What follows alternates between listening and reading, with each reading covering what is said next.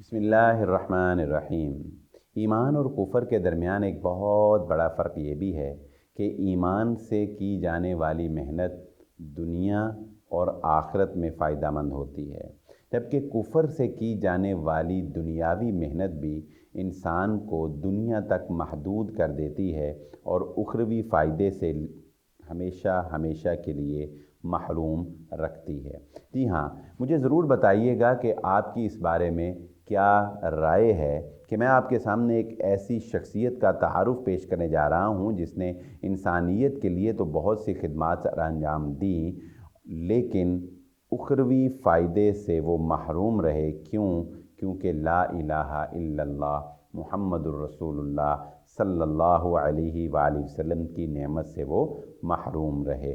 جی ہاں، اگر ہم بات کریں لاہور کی تو لاہور کے اندر آج بھی ان کی یادگار عمارتیں اور ان کا نام ہمیں نظر آتا ہے، سر گنگا رام۔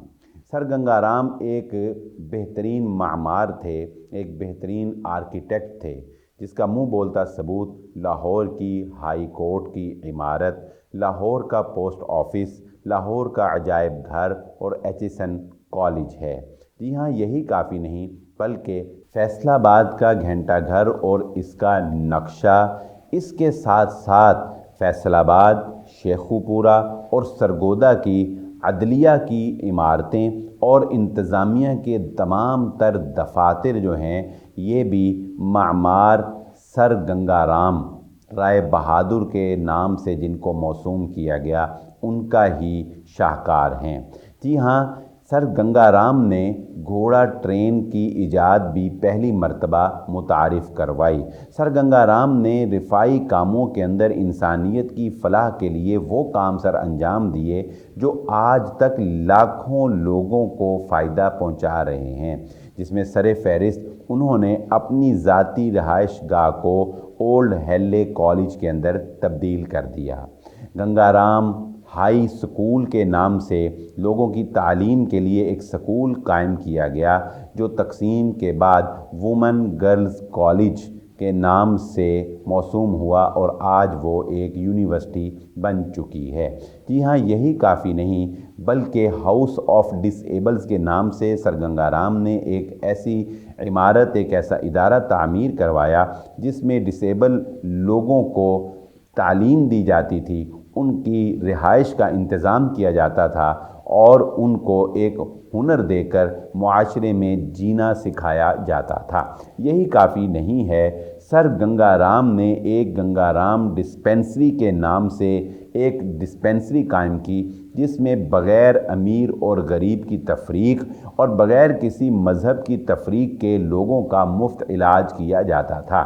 بعد ازاں ایک ٹرسٹ کے ساتھ مل کر اس کو لاہور شہر کے درمیان میں سر گنگا رام ہاسپٹل کے نام سے موسوم کر دیا گیا۔ آج بھی گنگا رام ہاسپٹل میں لاکھوں لوگوں کا علاج کیا جا رہا ہے۔ گنگا رام کے اگر ہم رفاعی کاموں کی بات کریں تو وہ یہیں تک محدود نہیں رہتے، بلکہ سر گنگا رام کی وفات کے بعد ان کے خاندان والوں نے ان کے بیٹے بالک کے نام پر گنگا رام ہاسپٹل کے ساتھ ایک میڈیکل کالج جو ہے اس کا افتتاح کیا۔ تقسیم کے بعد اسی میڈیکل کالج کو فاطمہ جناح میڈیکل کالج کا نام دے دیا گیا۔ سر گنگا رام نے گنگا رام ٹرسٹ کے نام سے بیوہ خواتین کو ہنر سکھانے اور ان کی شادی کرنے کا انتظام بھی کیا۔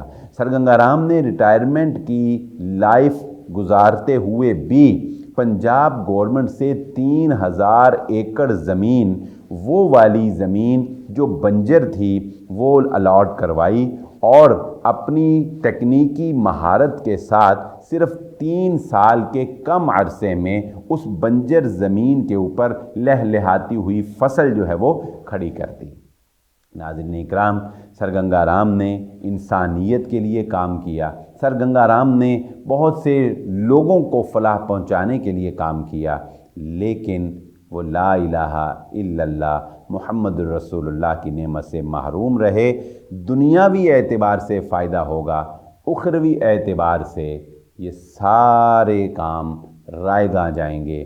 اس سے آپ کو اندازہ ہو گیا ہوگا کہ کائنات کے اندر سب سے بڑی نعمت، کائنات کے اندر سب سے بڑی دولت وہ لا الہ الا اللہ محمد الرسول اللہ صلی اللہ علیہ وسلم کی دولت ہے۔